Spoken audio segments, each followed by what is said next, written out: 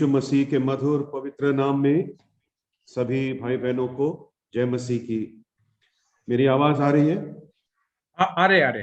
अच्छा, मैं परमेश्वर का तहे दिल से धन्यवाद देता हूं इस सुंदर समय के लिए जो परमेश्वर ने मुझे इनायत की कि इस प्रकार मैं आपके मध्य में आकर परमेश्वर के वचन की खिदमत मैं कर सकूं। इस सुंदर समय के लिए मैं परमेश्वर का तहे दिल से धन्यवाद देता हूं। जैसे प्रभु के दास भाई बोअज फिलिप ने बताया, एक बड़े व्यवहारिक और प्रायोगिक विषय पर हम इन दिनों में मनादी कर रहे हैं। परमेश्वर द्वारा उपयोगी विश्वासियों के सद्गुण। परमेश्वर हर किसी को इस्तेमाल नहीं करते। अनेक हैं जो परमेश्वर पर विश्वास करते हैं मगर परमेश्वर सबको इस्तेमाल नहीं करते। यूहन्ना 2 अध्याय उसके 24 और 25 पद में हम पढ़ते हैं, यहूदियों में से अनेकों ने प्रभु यीशु मसीह पर प्रभु के काम देखकर विश्वास किया, लेकिन प्रभु ने उन पर भरोसा नहीं रखा, क्योंकि लिखा है 25 पद में, प्रभु जानते थे कि मनुष्य के मन में क्या है। तो परमेश्वर यदि किसी विश्वासी को इस्तेमाल करना है, उसके जीवन में कुछ सद्गुण होना बहुत जरूरी है। हम देखते हैं समाज में यदि कोई नौकरी के लिए हम जाते हैं, कोई काम करने के लिए कोई नौकरी करने हम जाते हैं, वो लोग हमारे क्वालिफिकेशंस मांगते हैं ना, हमारी योग्यता क्या है, कितनी पढ़ाई की है। सुंदर दिखने से नौकरी नहीं मिलती है, योग्यता होना चाहिए। उनके मापदंड के अनुसार हमारी योग्यता होनी चाहिए, पढ़ाई होनी चाहिए। उसी प्रकार परमेश्वर भी हर विश्वासी को इस्तेमाल नहीं करते। परमेश्वर जिन विश्वासियों को इस्तेमाल करते हैं उनके जीवन में कुछ सद्गुण होने बहुत जरूरी है। पिछले गुरुवार को हमने इस श्रृंखला का शुरुआत किया था, आगाज किया था, और हमने देखा था 3 सद्गुण उन विश्वासियों के जिन्हें परमेश्वर इस्तेमाल करते। पहली बात, वो परमेश्वर के अपने हैं, दे आर हिज ओन। उन्होंने प्रभु यीशु मसीह को अपने जीवन में अपना मुक्तिदाता, अपना उद्धारकर्ता, अपना प्रभु मानकर स्वीकार ग्रहण किया। वो प्रभु के लोग हैं, प्रभु के अपनी प्रजा हैं। प्रभु ऐसे लोगों को इस्तेमाल करता है, हर एक को नहीं। फिर दूसरा हमने देखा, परमेश्वर ऐसे विश्वासियों को इस्तेमाल करते हैं जो परमेश्वर की खिदमत के लिए उपलब्ध हैं। गॉड यूजेस द अवेलेबल्स, जो परमेश्वर के लिए उपलब्ध हैं।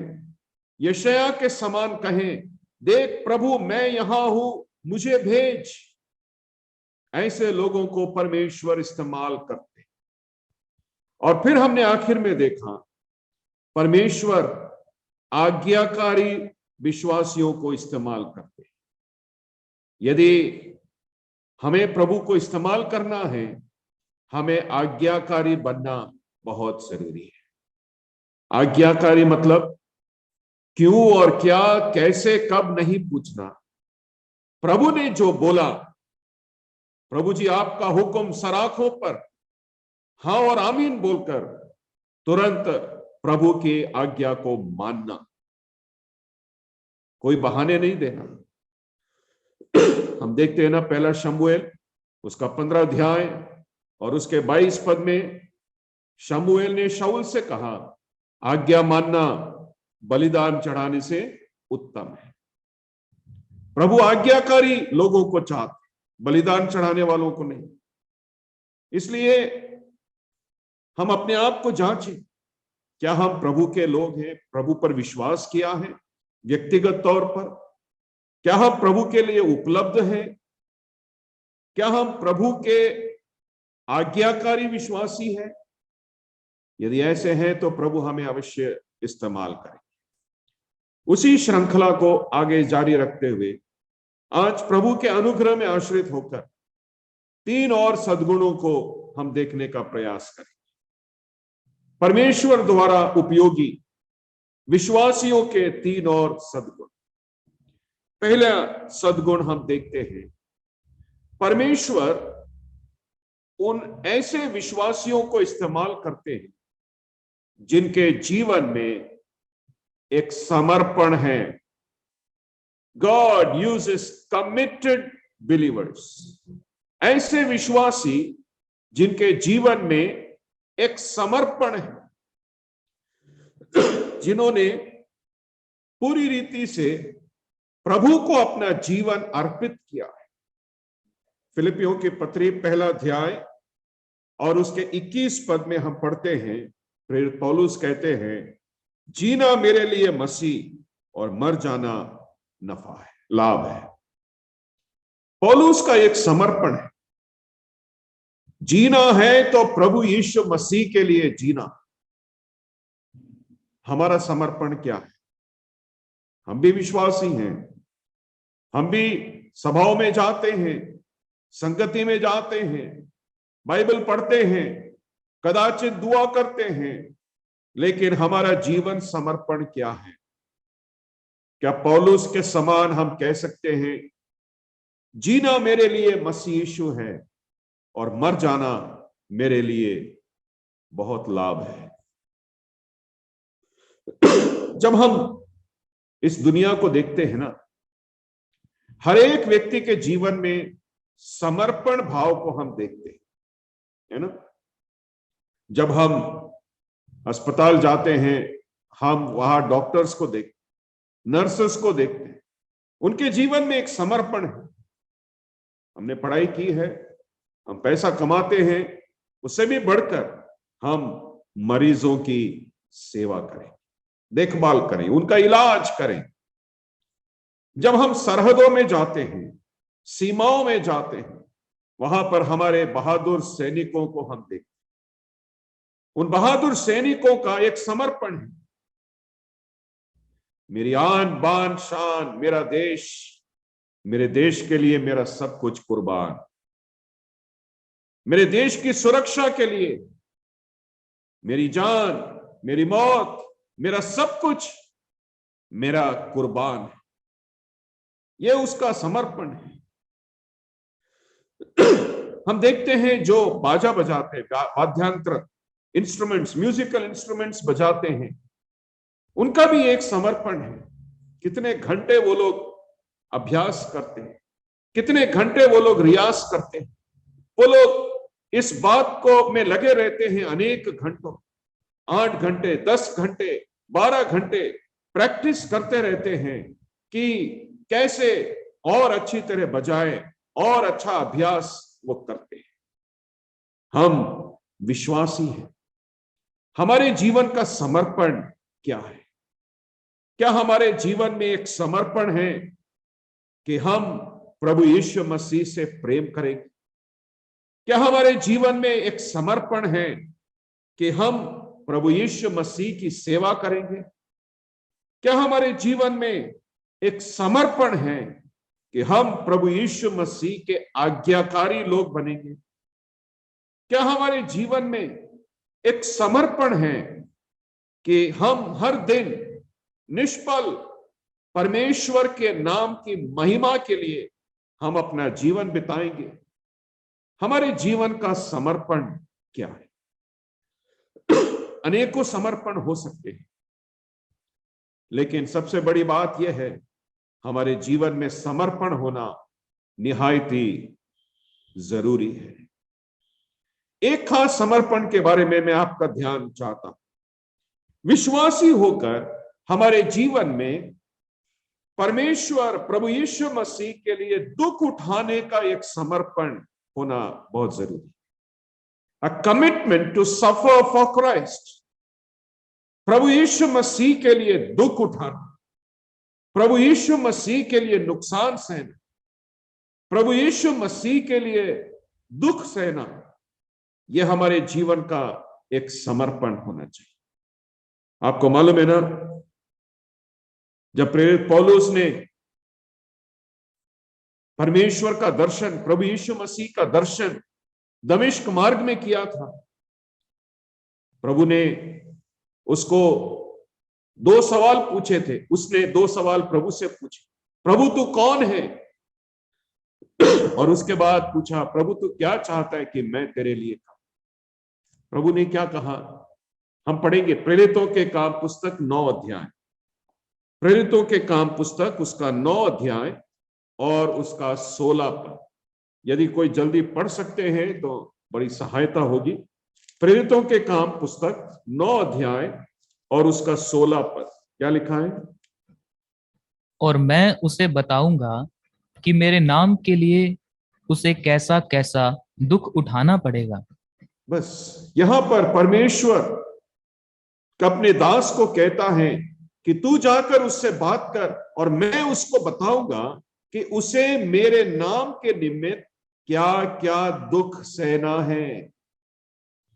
अभी तो पूरी तरह तैयार भी नहीं हुआ, अभी तो पूरी तरह परिपक्व भी नहीं हुआ, लेकिन परमेश्वर की यह मनसा है, तू उसको जाकर बता और मैं उसको बताऊंगा कि उसे मेरे नाम के लिए क्या क्या दुख सहना पड़ेगा। अजीज विश्वासियों, हम अपने आप के जीवन को जांचें, क्या प्रभु के लिए दुख सहने का एक समर्पण हमारे जीवन में है या नहीं?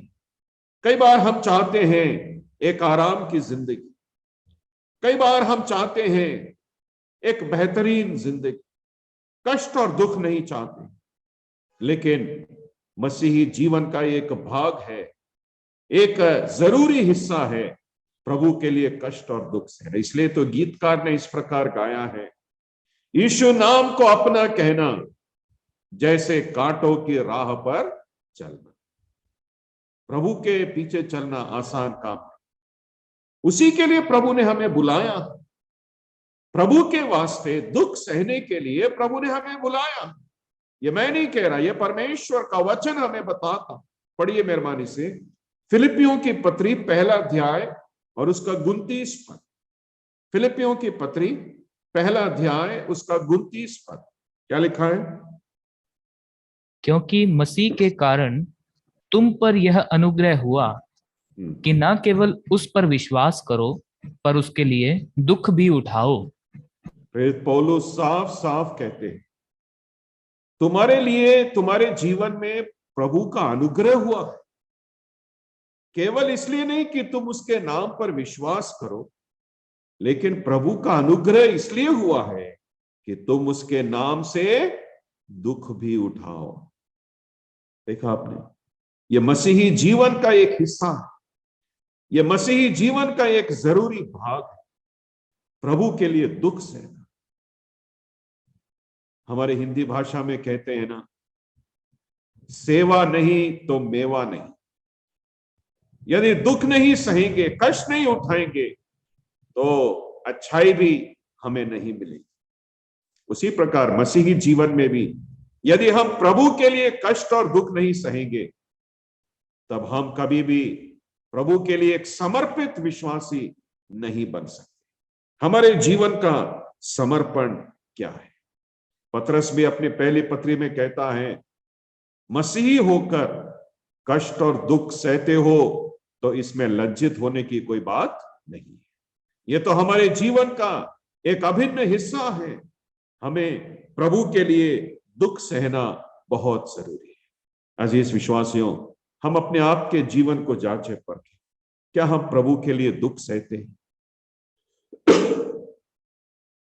प्रभु यीशु मसीह के जीवन में भी हम देखते हैं। फिलिपियों की पत्री 2 अध्याय उसके 9, 10 और 11 पद में लिखा है, इस कारण पिता ने उसको ऐसा ऊंचा नाम किया, ऐसा ऊंचा नाम दिया जो सब नामों में श्रेष्ठ और आला नाम। इतना ऊंचा नाम पाने के लिए प्रभु ने क्या किया? 6 पद से जब हम 8 पद तक पढ़ते हैं, हम वहां पर देखते हैं उसने परमेश्वर के साथ रहने को अपने वश में रखने की वस्तु ना समझा, मगर अपने आप को शून्य कर दिया, दास के रूप में प्रकट हुआ, मृत्यु तक, वरन क्रूस की मृत्यु तक आज्ञा करिए। पहले क्रूस, उसके बाद महिमा। हमारे जीवन में भी यही साथ, हमारे जीवन में एक समर्पण होना चाहिए, चाहे जो आ जाए। जिस प्रभु यीशु मसीह ने मेरे लिए दुख सहा, जिस प्रभु यीशु मसीह ने मेरे लिए कलवरी क्रूस का दुख और दर्द सहा, उस प्रभु यीशु मसीह के लिए मैं भी हर कष्ट और दुख सहने के लिए तैयार।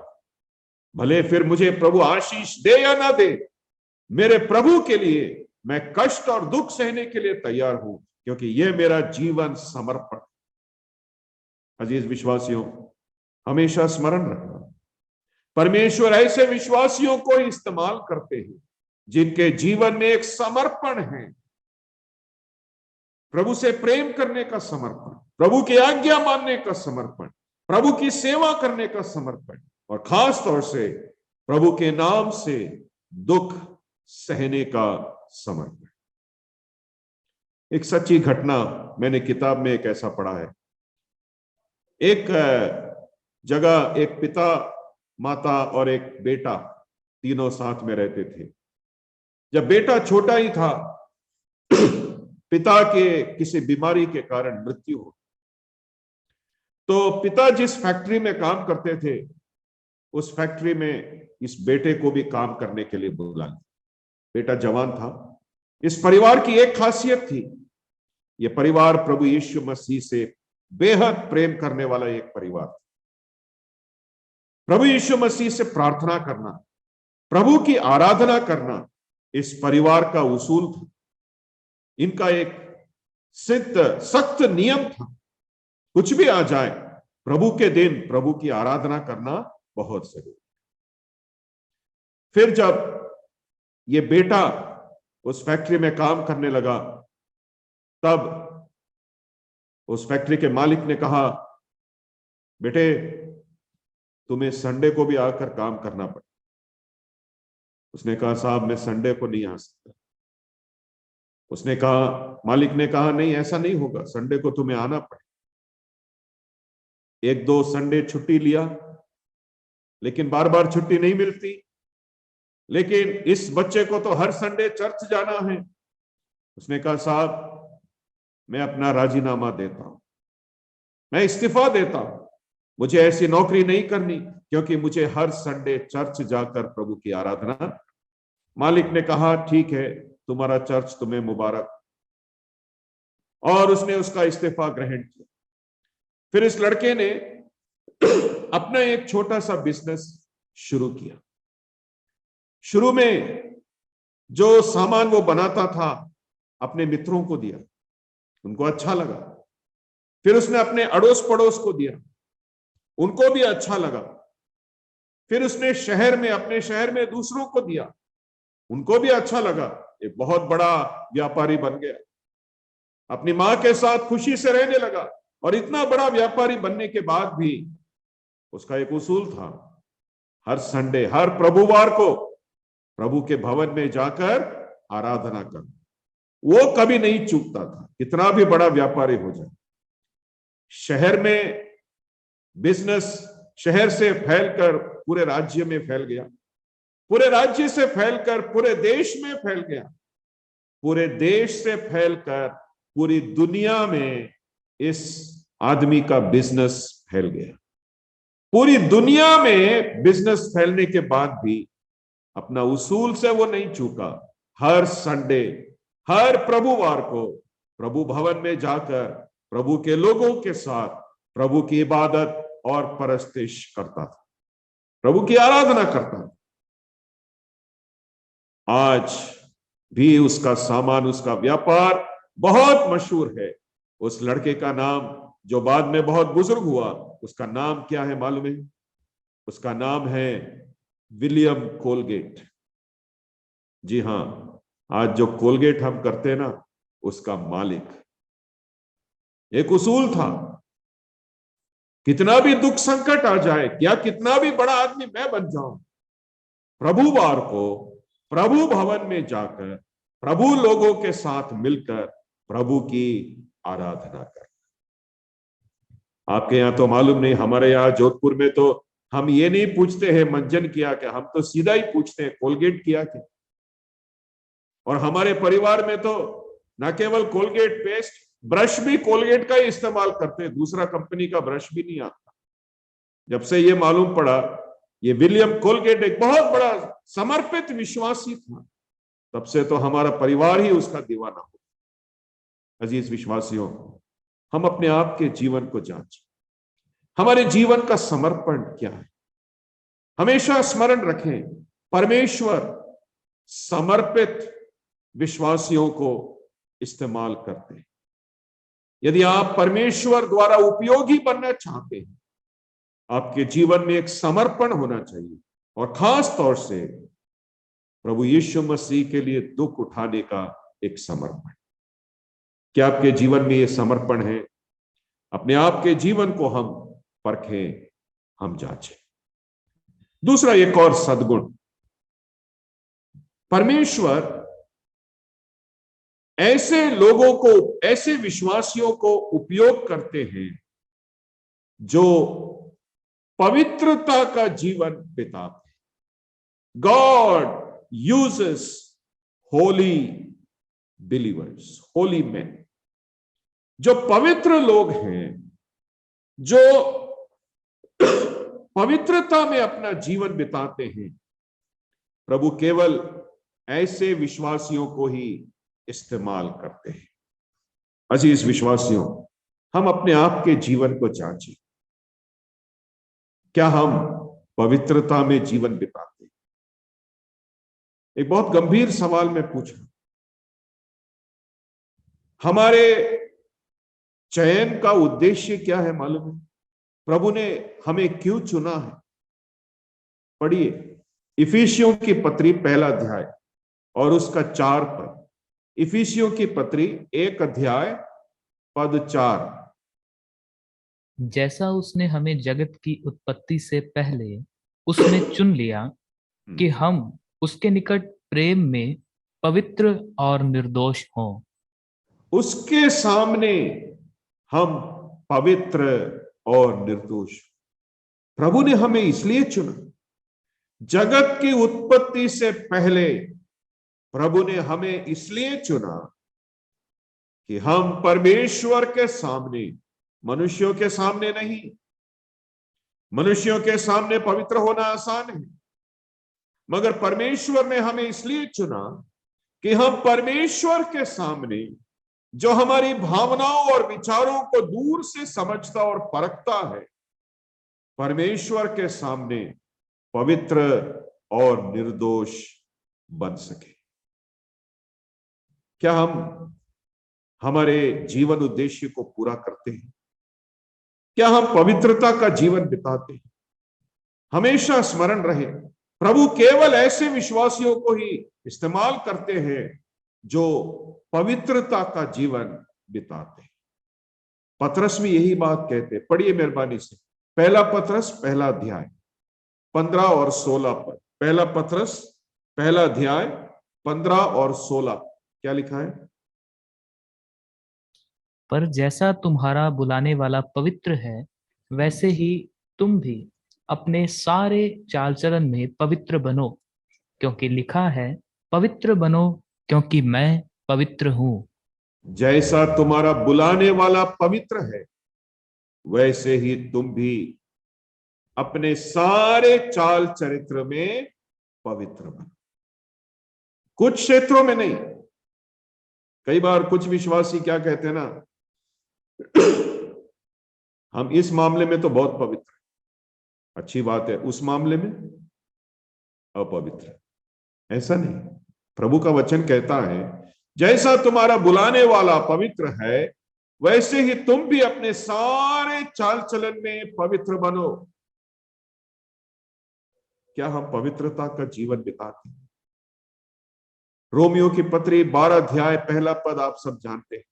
फिर पौलुस कहता है, मैं परमेश्वर की करुणा स्मरण दिला के तुमसे विनती करता हूं कि तुम अपने शरीरों को जीवित, पवित्र, परमेश्वर को भावता हुआ बलिदान करके चढ़ाओ। हमें कैसे जीना है? एक पवित्र बलिदान के समान हमें जीना है। पवित्र जीवन। हम अपने आप को जांचें। परमेश्वर यदि हमें इस्तेमाल करना है, हमारे जीवन में पवित्रता हो। प्रभु का वचन हमें बता, पढ़िए 2 तिमुथियुस 2 अध्याय 20 और 21 पर। 2 तिमुथी 2 तिमुथियुस 2 अध्याय 20 और 21 पर। बड़े घर में न केवल सोने चांदी ही के, पर काठ और मिट्टी के बर्तन भी होते हैं। कोई कोई आदर और कोई कोई अनादर के लिए। यदि कोई अपने आप को इनसे शुद्ध करेगा, तो वह आदर का बर्तन और पवित्र ठहरेगा और स्वामी के काम आएगा और हर भले काम के लिए तैयार होगा। यदि वो पवित्र ठहरेगा तो हर स्वामी के लिए वो काम आएगा। घर में अलग अलग बर्तन होते, पात्र होते हैं, कुछ आदर के, कुछ अनादर के। जब हम हमारे घर में जाते हैं ना काम करने, हमारे रसोई में कौन से बर्तन हम इस्तेमाल करते हैं, साफ वाले या गंदे वाले? गंदे वाले कोई इस्तेमाल नहीं करता, साफ बर्तन हम हर एक इस्तेमाल करते हैं। यदि परमेश्वर हमें इस्तेमाल करना है, हमें पवित्र जीवन बिताना है। अजीज विश्वासियों, हम अपने आप के जीवन को जांचे परखें, क्या हम पवित्रता का जीवन बिताते हैं? पाप से विदूर पवित्र जीवन बिताकर क्या हम प्रभु की महिमा करते हैं? हमारे जीवन में ऐसे अनेक पाप हम करते हैं जिनका कई बार हमें एहसास भी नहीं होता।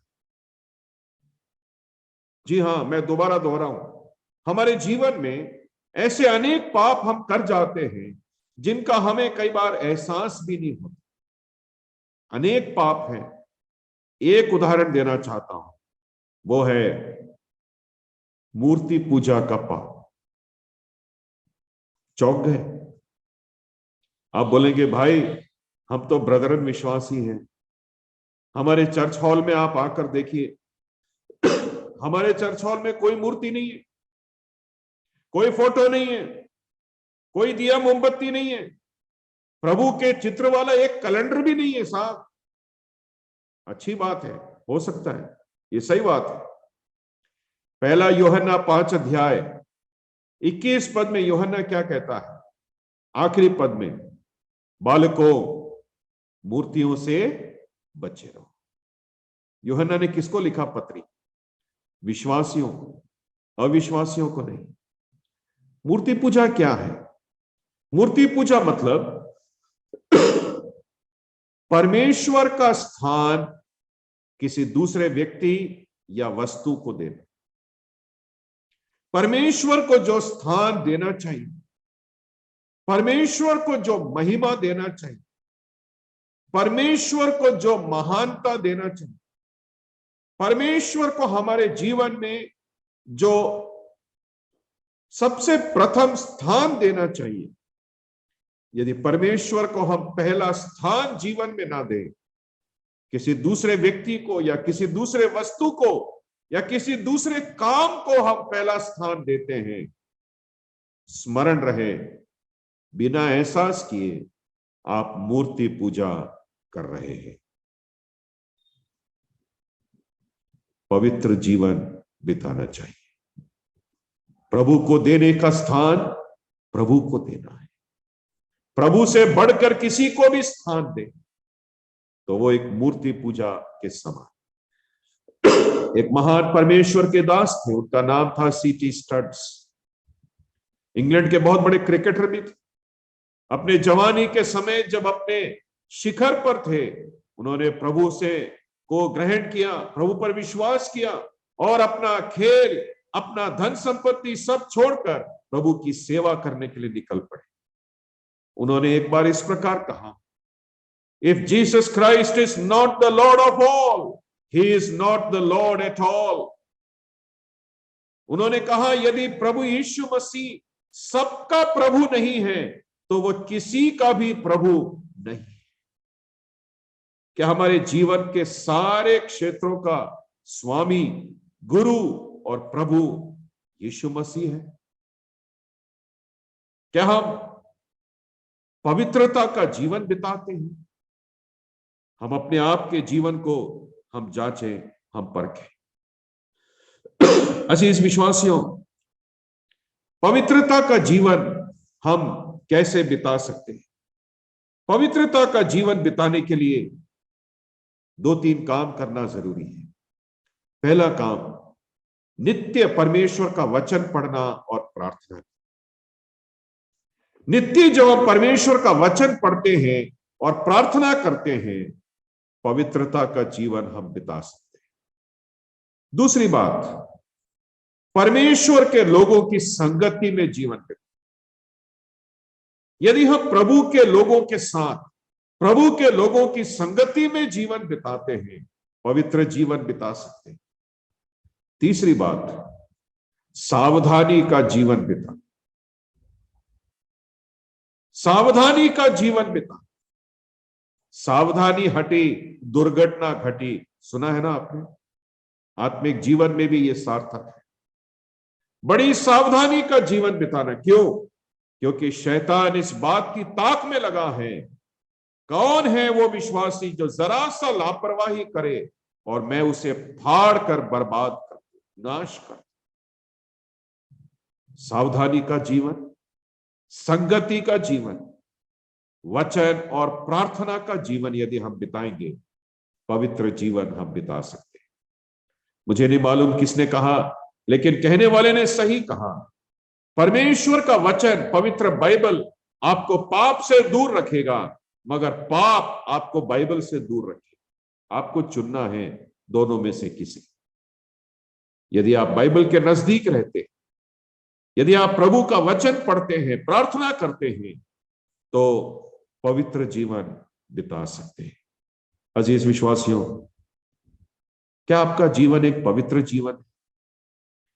केवल संडे की पवित्रता की बात मैं नहीं कर रहा, केवल कुछ मौसम के पवित्रता की बात नहीं कर रहा। हर दिन, हर पल पवित्रता का जीवन। स्मरण रहे, परमेश्वर केवल ऐसे विश्वासियों को उपयोग करते हैं जो हर पल निष्ठिक पवित्रता का जीवन बिताते। एक और सद्गुण बताकर आज की शाम की सभा समाप्त करना चाहता हूं। परमेश्वर समर्पित विश्वासियों को उपयोग करते हैं। परमेश्वर पवित्र विश्वासियों को इस्तेमाल करते हैं।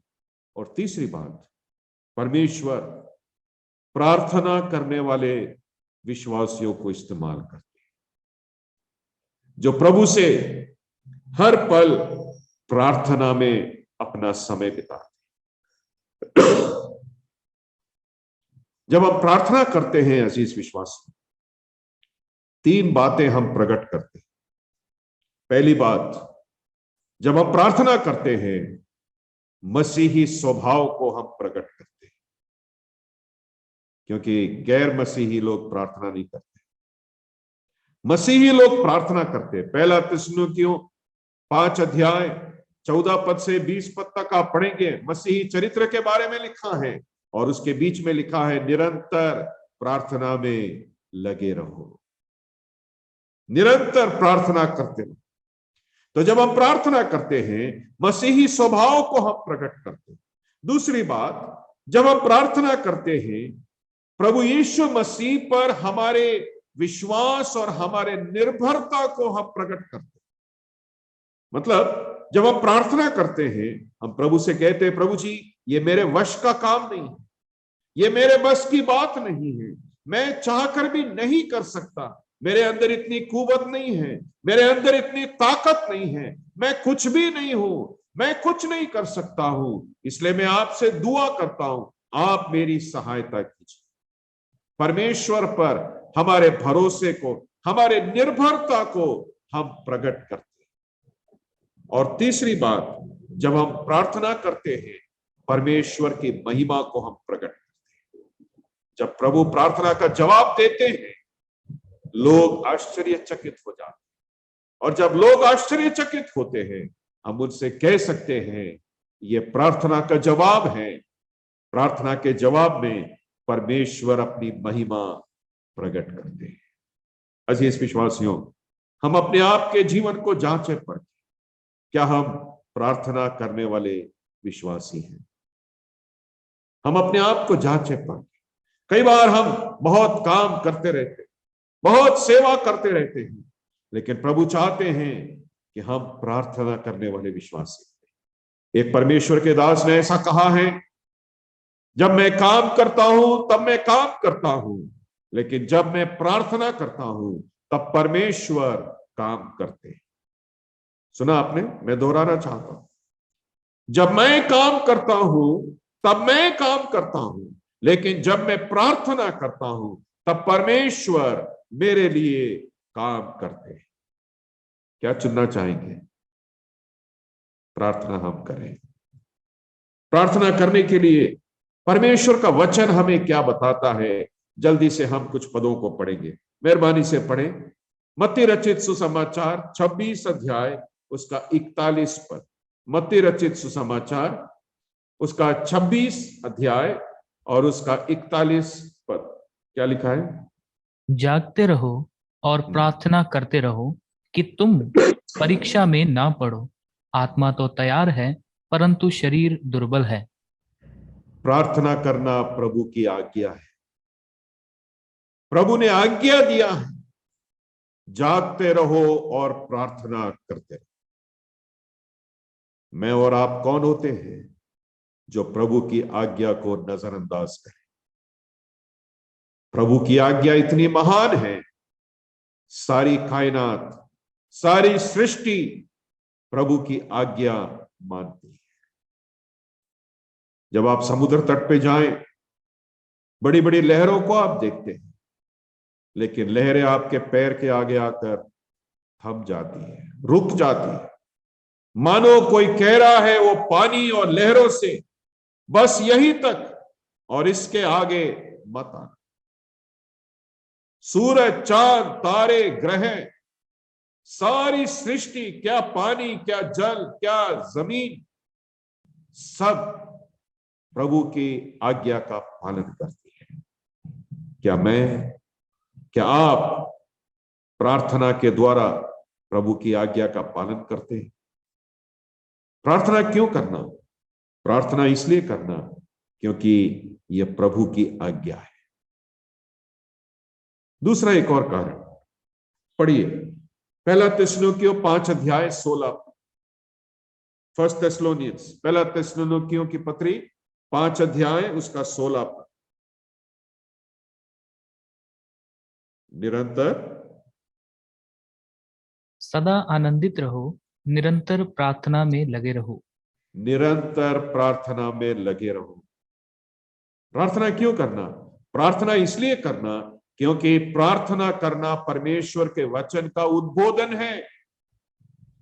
प्रार्थना करना परमेश्वर के वचन की शिक्षा है।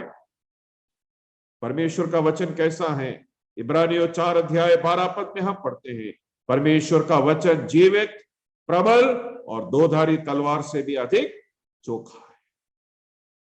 परमेश्वर का वचन जीवित है, परमेश्वर का वचन प्रभावशाली है, परमेश्वर का वचन चोखा है। परमेश्वर के वचन का आज्ञा मानना है और परमेश्वर का वचन का उद्बोधन है विश्वासियों के लिए निरंतर प्रार्थना में लगे रहो। क्या हम परमेश्वर के वचन को मानते हैं? न केवल परमेश्वर के वचन का उद्बोधन है, लेकिन प्रार्थना करना एक गंभीर सेवा है। परमेश्वर का वचन हमें बताता है। पढ़िए पहला शमूएल 12 अध्याय, पहला शमूएल की पुस्तक 12 अध्याय उसका 23 पद। क्या लिखा है? पहला शमूएल 12 अध्याय 23 पद। फिर यह मुझसे दूर हो कि मैं तुम्हारे लिए प्रार्थना करना छोड़कर यहोवा के विरुद्ध पापी ठहरूं। मैं तो तुम्हें अच्छा और सीधा मार्ग दिखाता रहूंगा। शमूएल के शब्द इस्राएलियों को संबोधित करते हुए शमूएल कहता है, तुम्हारे लिए प्रार्थना करना छोड़कर मैं परमेश्वर के विरुद्ध पाप नहीं करूंगा। मतलब यह प्रार्थना करना एक गंभीर सेवा है। कितना गंभीर? मतलब इतना गंभीर कि प्रार्थना नहीं करें तो हम परमेश्वर के सामने पाप करते हैं। क्या मैं एक व्यक्तिगत सवाल पूछूं? कितने विश्वासी आज मुझे सुन रहे हैं अभी, जो आज के दिन इस पाप के दोषी? प्रार्थना नहीं किया। प्रार्थना नहीं करना परमेश्वर की दृष्टि में पाप है। इतना गंभीर है प्रार्थना। क्या हम प्रार्थना करते हैं? एक और पद पढ़िए, याकूब की पत्री 5 अध्याय 16 पद। याकूब 5 अध्याय उसका 16 पद क्या लिखा है?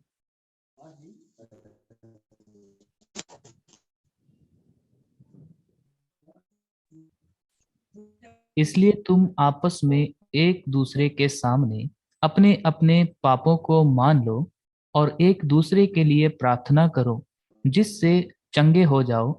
धर्मी जन की प्रार्थना के प्रभाव से बहुत कुछ हो सकता है। प्रार्थना के प्रभाव से बहुत कुछ होता है।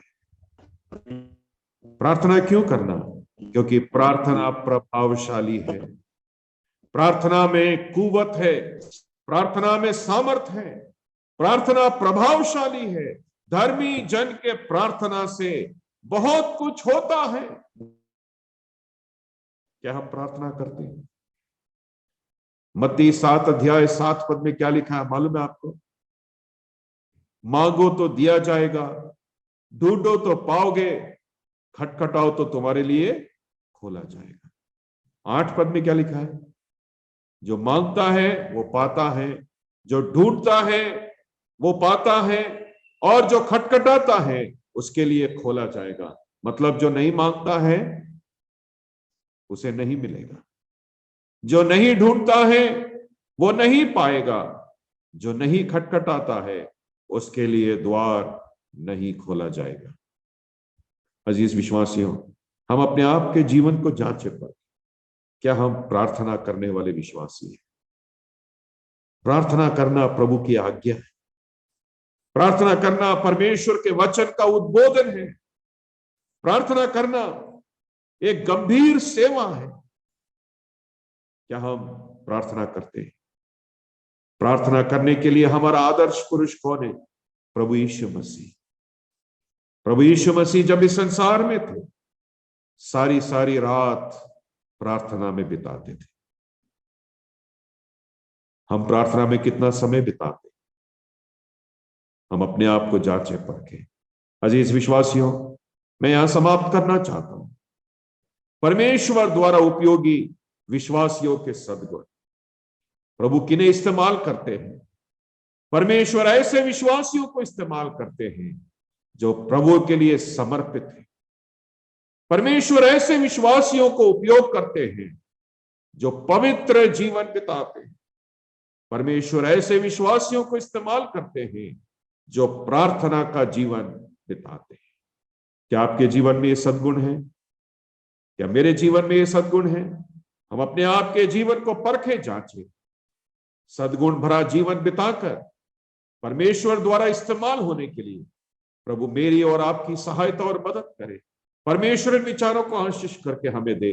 परमेश्वर के नाम की महिमा हो।